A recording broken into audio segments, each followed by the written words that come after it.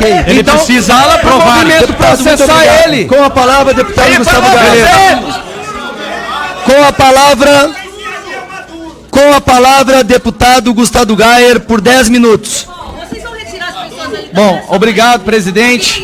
Só peço para que segure meu tempo até a histeria acabar. Deputado, também tem jurisprudência sobre a DEPOL. Tem gente ali gritando durante a fala dele e os senhores não fazem nada. Como foi ali que o senhor quer fazer? Vamos lá. O que é isso? Atenção, assistência. Assistência. Vamos permanecer em silêncio durante a fala dos parlamentares. Toda assistência. Por favor, Gustavo Gayer, 10 minutos. Obrigado, presidente. Eu gostaria de acrescentar o meu tempo de fala, o tempo de líder, por favor. A delegação já foi enviada por e-mail. Poderia checar e pausar o meu tempo, por gentileza. O senhor tem 17 minutos, deputado. Certinho, obrigado, presidente. Só colocar, então, o tempo de 17 minutos para eu poder começar. Porque, por enquanto, só está o tempo do requerimento.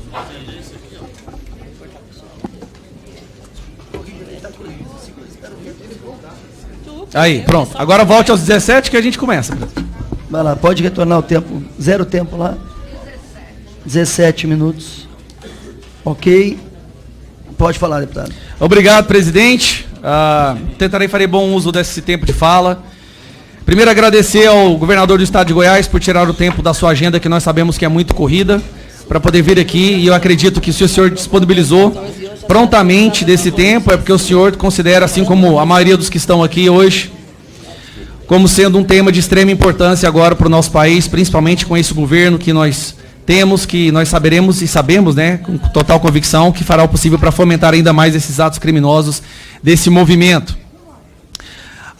O senhor está aqui hoje na condição de alguém que tem uma experiência comprovada na luta contra esse grupo criminoso, através dos seus 5 mandatos de deputado federal, um mandato como senador, e agora no seu segundo mandato como governador, eleito inclusive no primeiro turno no estado de Goiás, o que mostra que há uma aprovação do seu trabalho.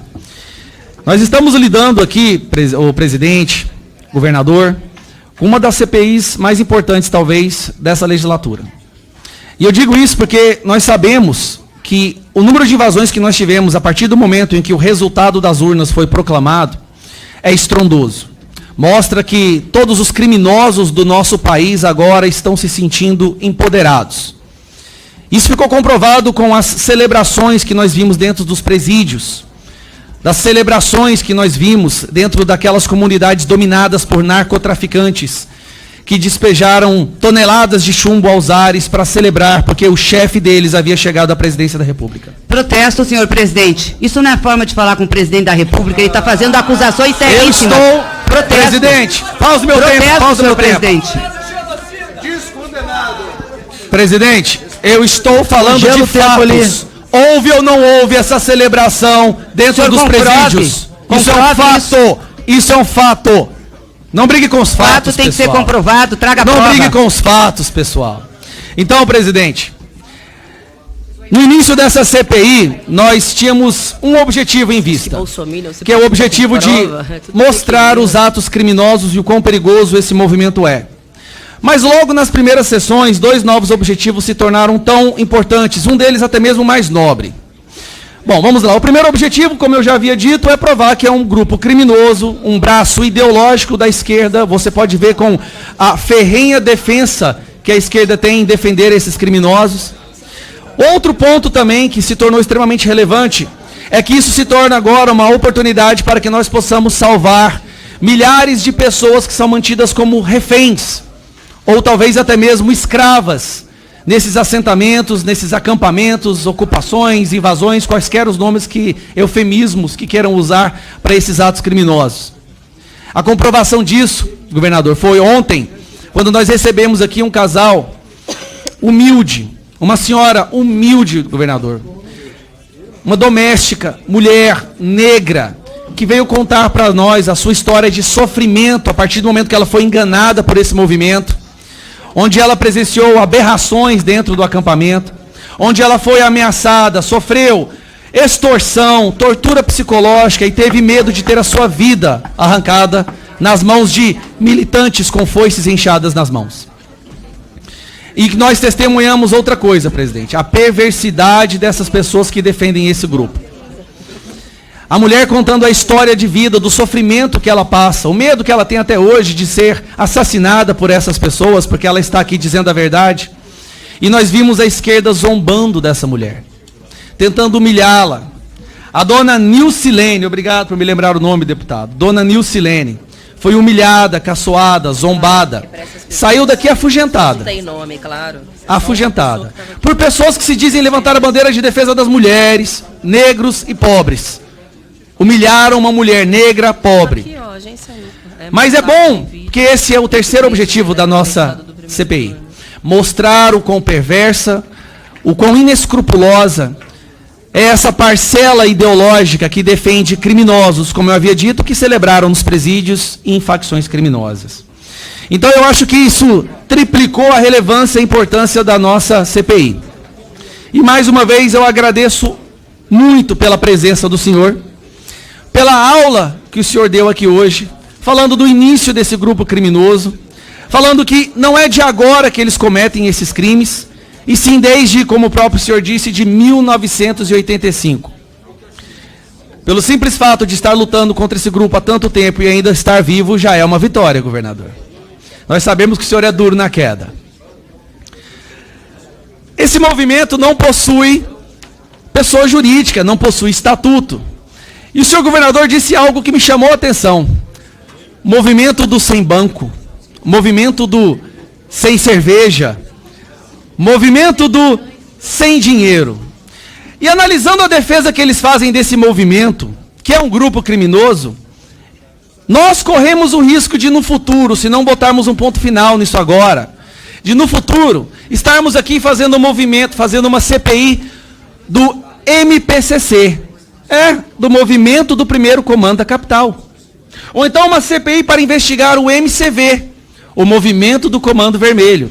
Porque, afinal de contas, eles são um movimento do sem dinheiro, sem escrúpulos, sem dignidade, sem respeito à lei. Mas eu tenho certeza que, para a tranquilidade deles, a esquerda estará aqui firmemente fazendo a defesa dessas pessoas. É raro ver os casos em que esse pessoal fica tão ferrenho, tão apaixonado por uma causa. Eu achava que era apenas para defender o direito de se matar crianças do ventre da mãe ou de legalizar as drogas. Não, estamos vendo agora também que é o direito de defender a invasão da propriedade privada. Peço desculpas ao senhor governador pela baixeza de alguns parlamentares que compõem essa CPI. Eu disse para Vossa Excelência, há algum tempo atrás, que o nível realmente havia baixado. Que o senhor poderia se preparar, porque na época que o senhor era parlamentar, até mesmo a esquerda parecia ter um pouco de bom senso, um pouco de sanidade. Hoje nós vemos pessoas que agem de forma histérica, abandonando a razão, abandonando o diálogo, gritando mantras como se fossem axiomas. E ai daqueles que discordarem do que eles dizem, porque esse sim merece prisão. Ele não tem o direito da fala. Mas vamos lá, senhor presidente e querido convidado, governador. Durante o momento da sua fala, o senhor disse que em São Paulo começou-se um movimento de doutrinação, na qual foi enviado lideranças para vários estados. Eu queria, por favor, que o senhor falasse por alguns minutos sobre o que foi esse movimento de doutrinação e se envolvia institutos de ensino ou faculdades nesse movimento de doutrinação. Pausar meu tempo, por favor. Bom, esse movimento, ele teve depois até uma inauguração dele, se não me engano, chama-se Escola Florestan Fernandes. Não sei de qual município no interior de São Paulo. Florestan Fernandes. Ali, e é impressionante que, deputado Gaia, que as pessoas vivem num regime democrático pregando o marxismo. Quer dizer, fala na democracia para calar a democracia. Não é? Quer dizer, então, eles formam jovens ali. Essa, eu acredito que foi a maior, tá certo, de todas as escolas que ainda existe. Deve existir ainda em São Paulo. Colégio Florestan Fernandes. Ali era o centro principal da doutrinação marxista desses jovens para irem ocupar todas as regiões de Guararema, não sei, interior de São Paulo. Cidade de Guararema. Guararema. E de lá, essas pessoas foram se juntando em algumas regiões aos movimentos chamados também Pastoral da Terra, e aí foi ampliando esse processo de aglutinar pessoas, vendendo a eles, tá certo? Um sonho de independência, de propriedade, de renda mínima, de emprego ali, de casa própria, enfim, vendiam uma esperança para o cidadão ali vivendo ali no desalento, eles eram normalmente levados a isso. E depois, essas pessoas, como você disse aí, no relato dessa senhora que aqui esteve. Lá no estado de Goiás, nós já alforriamos todos os assentados. Todos os assentados em Goiás são alforriados. Lá ninguém mais está submetido mais sob a tutela de quem quer que seja. Lá todo mundo tem independência para ir, para vir e poder ter a sua atividade com todo o apoio por parte do governo. Então, acho que isso também deve ser avaliado, porque o que mais me impressiona é o cidadão, no regime democrático, ele lutar para implantar uma doutrina marxista. É um contraditório completo. Eu nunca vi nenhum dos parlamentares aqui quererem se submeter às regras de Cuba, de Moscou, a Polônia, quando viveu sob um sistema comunista. Então, quer dizer, é algo impressionante, na verdade, quer dizer, e ter uma escola própria para isso, para disseminar aquilo que eu estava dizendo, o ódio, a violência, a contestação, como se a pessoa vencer na vida fosse ali um grande demérito para a pessoa vencer na vida. E, complementando aí, eu queria também poder responder ao deputado Tato o que eu coloquei, eu repito. Várias apreensões de drogas no meu estado de Goiás foram feitas, quando eu cheguei ao governo, em acampamentos que existiam do MST. Então, deixa bem claro o assunto, tá bem, deputado Tato? Então, Vossa Excelência aqui, várias prisões de droga foram feitas em acampamentos do MST, certo? Certo. Então, essa é a verdade, tá bom? Obrigado. Então, essa é a verdade que está nua e crua. Uma acusação grave, para o senhor vocês tem que saberem, provar o que o senhor está falando. Beleza. Tem que trazer Exato. provas a Essa essa é a- CPI. esse é- esse é o Uma nível. acusação Vai muito trazer grave aqui. que o senhor está O senhor falando. vai trazer aqui porque o senhor Tem é que da trazer política. provas aqui. Tudo bem. Voltando no tempo. Depois eu mando meu secretário de Segurança Pública lhe Restabelecer mostrar. minha Tá bom? Palavra do minha linha de convidado. perguntas. Para Pode restabelecer minha continuar. linha de perguntas, então, governador, seria possível o senhor fornecer, então, as comprovações dessas apreensões de drogas dentro desses ambientes do Sem MST? dúvida nenhuma. Obrigado, governador. Tá bom? Sem dúvida nenhuma. Só um boletim Então, de ocorrência resolve. a vontade dos nossos colegas da esquerda será feita e nós apresentaremos as provas de que há, sim, não só consumo, mas tráfico de drogas dentro desses ambientes, porque se torna um estado paralelo que não permite que a polícia ou segurança pública entre. Então, outro ponto, outra vertente que essa CPI poderá desludar, que é justamente a questão do tráfico de drogas no nosso país, e a CPI poderá elucidar muito sobre isso. Vai ficando cada vez mais claro o porquê dessa sanha desesperada e histérica em defender esse grupo criminoso. Governador, durante a fala do senhor, o senhor disse que lá atrás, quando começou essa luta contra esse grupo criminoso, o senhor disse as seguintes palavras, que eles faziam as suas invasões, sequestros, matava, arrombava, extorquia. Né? Você poderia falar sobre algo sobre isso, questão de sequestrar? Houve sequestros por parte do MST? Houve assassinatos por parte dos integrantes do MST? Senhor presidente, só pela ordem aqui, senhor governador. Foram vários os casos Só pela ordem aqui. publicados na mídia, filmados, principalmente nas maiores atrocidades do mundo, no sul do Pará. Muitas. Propriedades todas incendiadas, casas destruídas, pessoas ficaram ali amarradas, tá certo? Outros foram assassinados no sul do Pará. Aquela época, isso não deve estar acontecendo hoje mais, mas na minha época foi uma incidência muito alta desse nível de violência que realmente eles praticavam ao invadirem as propriedades rurais. No Maranhão também tiveram aí fatos que são atrozes e ao mesmo tempo de uma brutalidade fora do comum, onde lá foram praticadas. Obrigado. Colegas, estava conversando com o deputado Newton Tato aqui, que fez uma proposição que eu entendo ser razoável. Nós temos vários inscritos. Nosso governador, logicamente, que ele quer atender o máximo de parlamentares possíveis. Então, primeiro questionamento é para que a gente possa fazer de 3 em 3 perguntas. E o segundo pedido de acordo é que, em vez de 5 minutos para Vossas Excelências, nós façamos 3 minutos para cada parlamentar, para que a quantidade maior de parlamentares poderem falar. Tem acordo? Podemos fazer assim para que mais deputados possam falar? A sugestão é 3, mas não é 3 minutos, é 3 falar. Não, 3 perguntas, ok. Eu estou fazendo uma pergunta de 5 minutos. Querem 3? Não? É só uma pergunta, sim ou não? Não, a proposta que tinha feito não envolvia... Ok, tranquilo, então, senhor presidente, mantendo 5 minutos. Veja bem, com todo respeito ao inscrito que está fazendo pergunta ao convidado, o método dessa casa é a pessoa falar seu tempo e depois o convidado, a testemunha, responder. Esse intervalo está prejudicando o processo, então que o senhor dê condução, a mesa que conduza, para a pessoa que está inscrito, o colega parlamentar, conclua o tempo, faz as perguntas necessárias e não ficar esse ping-pong. Presidente, pelo bom andamento da sessão, eu vou fazer as minhas perguntas e depois deixo o convidado para responder. Pode ser?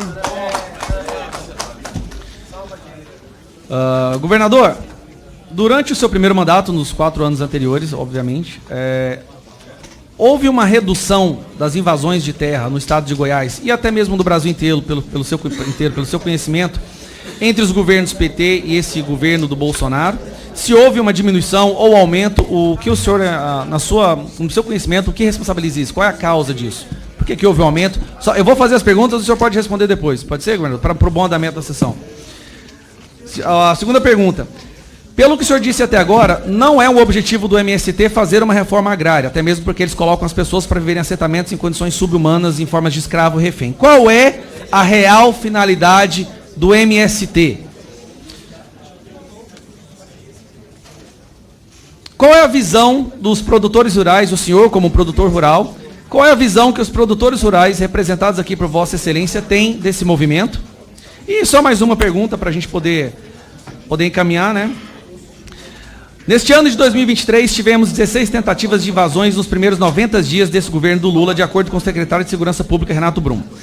Quais os gastos do poder público, homens, veículos, custos operacionais, para a retomada de posse das propriedades públicas e privadas e por que houve esse aumento vertiginoso nesses primeiros meses do governo do descondenado?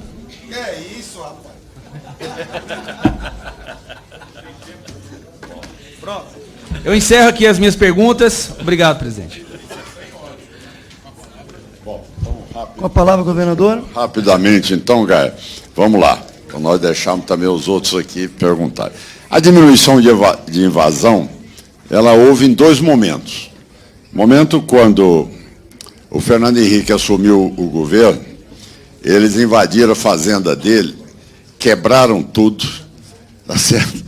Destruíram a casa dele, arrebentaram a propriedade rural dele, e ali teve uma medida provisória que dizia o seguinte: quem participasse de invasão não seria mais cadastrado para a reforma agrária. Houve uma diminuição da incidência, sem dúvida nenhuma, de invasões no nosso país. Depois, o segundo momento, foi quando houve a iniciativa que nós sempre defendemos e que foi aqui falada por vocês, que foi a dignidade do cidadão ao ter o direito de propriedade. Ou seja, o cidadão não pode ficar ali acorrentado a uma ameaça de que, olha, se você não cumprir a ordem daquele que ali se impõe, tipo rainha se impunha, tá certo? Nessa área toda do Pontal do Paranapanema e outros, as seclas também em outros lugares, coagindo as pessoas, escravizando essas pessoas, a ponto delas terem que ser submetidas a esse constrangimento que a sua senhora aqui relatou. Então, isto aí, quando realmente no governo passado agora, nós tivemos o INCRA agindo no sentido contrário. Nós tivemos o INCRA levando o direito de propriedade, dando ali diretamente a escritura, a concessão daquela terra, e ele passou a ser proprietário da terra. Essa hora aí sim eu entendo ser cidadania e não ser instrumento de campanha eleitoral e nem instrumento para se eleger em cima da miséria e da carência da pessoa, com ameaça de que, se não votar, ele perderia ali o seu quinhão de terra.